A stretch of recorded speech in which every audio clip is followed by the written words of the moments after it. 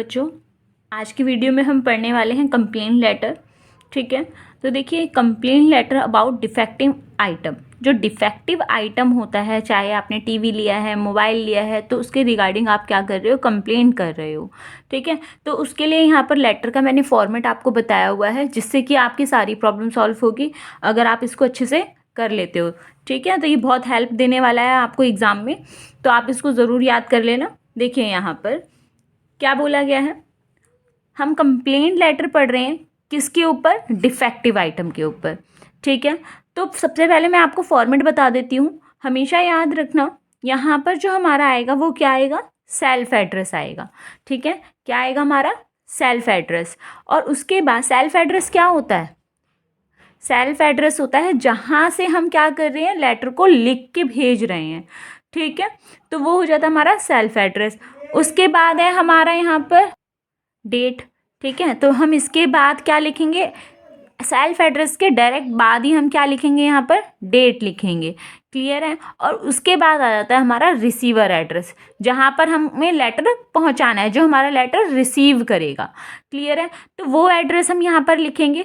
और आगे देखिए यहाँ पर सब्जेक्ट, सब्जेक्ट किसके ऊपर, देखो कंप्लेंट रिगार्डिंग न्यूली परचेज्ड। अब यहाँ पर देखो मैंने डैश डाला हुआ है। डैश का मतलब क्या है कि आप कंप्लेंट कर रहे हो किसके रिगार्डिंग, जो आपने न्यूली परचेज किया, यानी कोई एक नया सामान आपने खरीदा है, टीवी खरीदा है, वॉशिंग मशीन खरीदा है, मोबाइल खरीदा है, कोई भी आइटम जो आपने यहाँ पर खरीदा है उसका आप यहाँ नाम डाल देना। क्लियर है, बाकी लाइनें जो हैं ये आप सेम लिख सकते हो। उसके बाद देखिए यहाँ पर, sir I may draw your kind attention toward the purchase of. अब यहाँ पर इसका मतलब क्या है, यहाँ पर आप लिखोगे आइटम का नाम। आइटम क्या, जो भी आपने आइटम खरीदा है। ठीक है, अगर आप यहाँ टीवी लिख रहे हो तो यहाँ पर भी आप टीवी ही लिखना। क्लियर है, तो देखिए इसका लाइन का मतलब क्या है कि I may draw your kind attention toward this purchase of this item. मैं आपका ध्यान जो है वो आकर्षित कराना चाहती हूँ, जो भी आपने यहाँ आइटम परचेज किया है उसकी ओर। क्लियर है, यहाँ पर फ्रॉम योर शोरूम, तुम्हारे शोरूम से जो भी उन्होंने आइटम खरीदा है। ठीक है, तो उसी के रिगार्डिंग मैं आपका यहाँ पर ध्यान आकर्षित कराना चाहती हूँ। Wide cash memo number. अब कैश मेमो नंबर क्या होता है, आपको यहाँ जब आपको स्लिप दी जाती है तो उसी पर ही नंबर लिखा होता है। ठीक है, तो आप यहाँ पर वो नंबर लिख दीजिए। उसके बाद डेट। अब जो भी आपने आइटम खरीदा, सपोज टीवी खरीदी है, तो टीवी किस डेट को खरीदी है वो सारी चीज़ें आप यहाँ फर्स्ट पैराग्राफ में मेंशन कर दोगे। इतना समझ में आया। अब देखिए यहाँ पर उसके बाद हम क्या लिखेंगे, it work well for a few day. अब आप कंप्लेंट कर रहे हो तो उसमें कुछ ना कुछ प्रॉब्लम आई है, इसीलिए आप कंप्लेंट कर रहे हो। ठीक है, तो देखिए it work well for a few day month but now it has started creating trouble. अब देखो यहाँ क्या बोला गया है कि वो कुछ दिन या कुछ महीने जो है वो बहुत अच्छे से उसने काम किया, वर्क किया, बहुत अच्छे से चला, but now it has started creating problem. लेकिन अब वो क्या कर रहा है, परेशानी क्रिएट कर रहा है। ठीक है, अब यहाँ पर देखो परेशानी क्रिएट कर रहा है।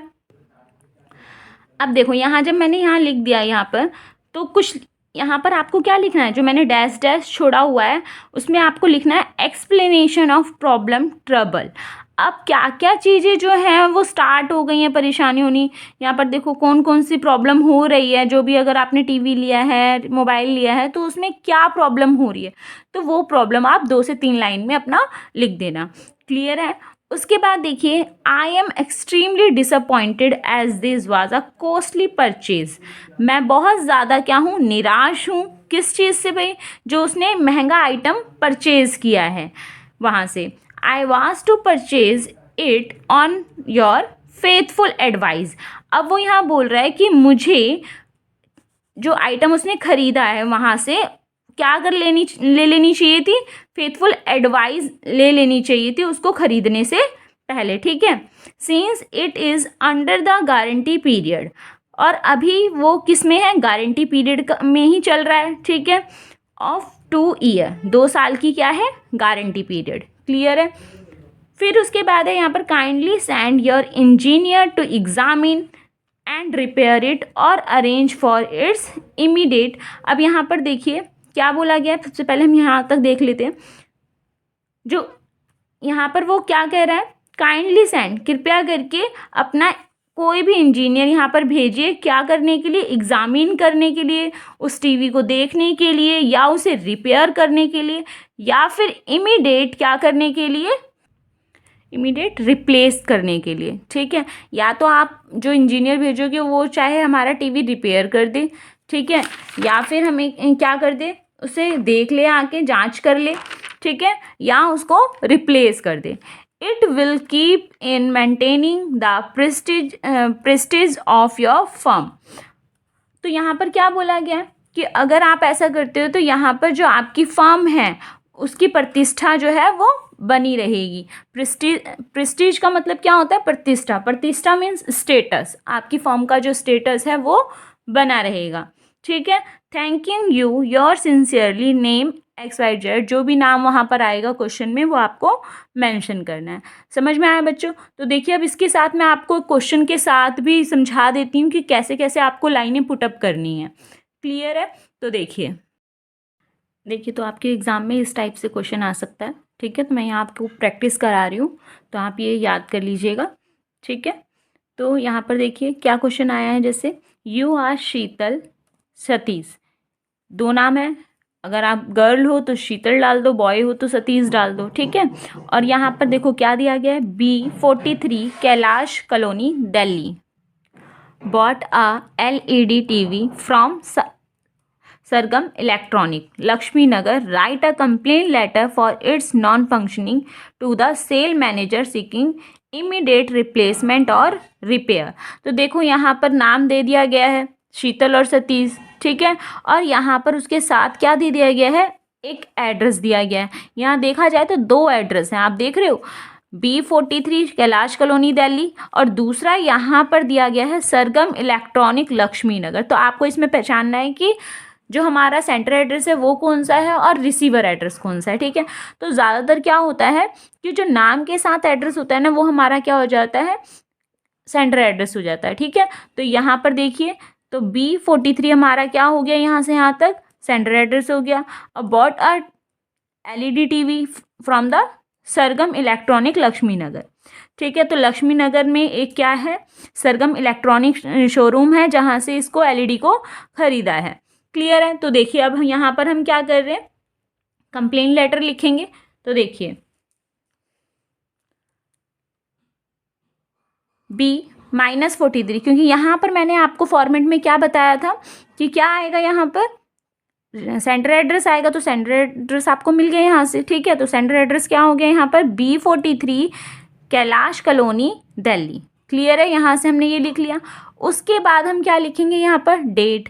तो बेटा यहाँ पर डेट जो है इस तरीके से आप मेंशन मत करना कि DATE लिख कर, डेट पूरा लिख कर उसके बाद आप यहाँ डाल रहे हो, नहीं, आप एग्जैक्ट डायरेक्टली यहाँ पर डेट मेंशन कर दो। क्लियर है?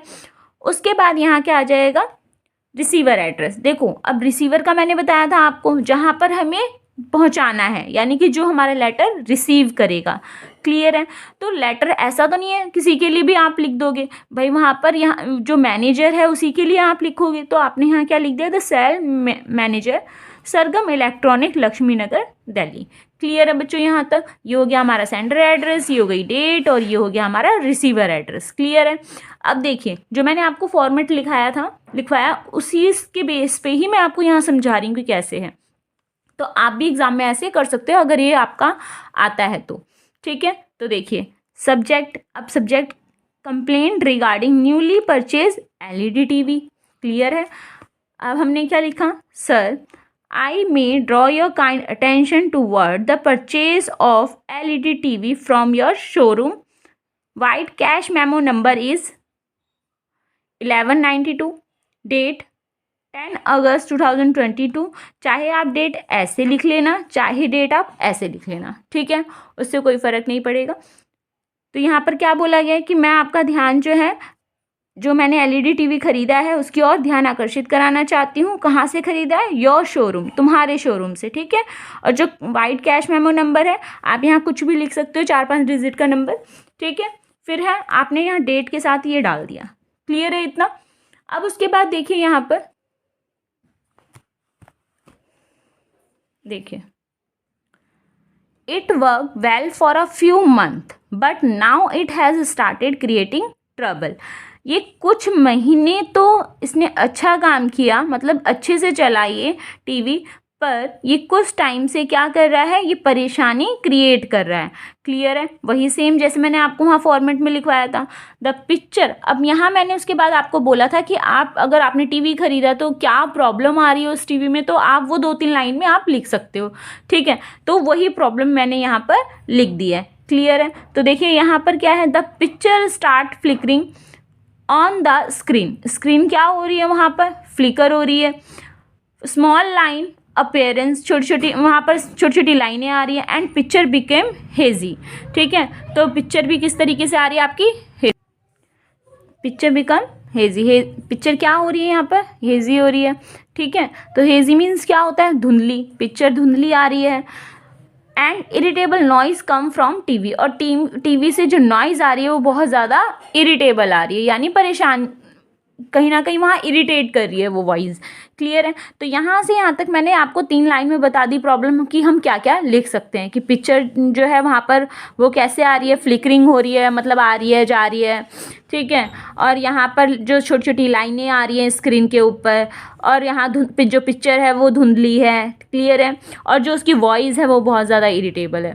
क्लियर है? तो आप ऐसे लिख सकते हो। उसके बाद देखिए सेम लाइनें जो मैंने आपको उसमें लिखवाई थी, ठीक है, तो वैसे ही हम यहाँ लिखेंगे, I am extremely disappointed as this was a costly purchase. जो महंगी चीज़ परचेज की है उसको लेकर मैं बहुत ज़्यादा क्या हूँ, निराश हूँ। I was to purchase it on your faithful advice.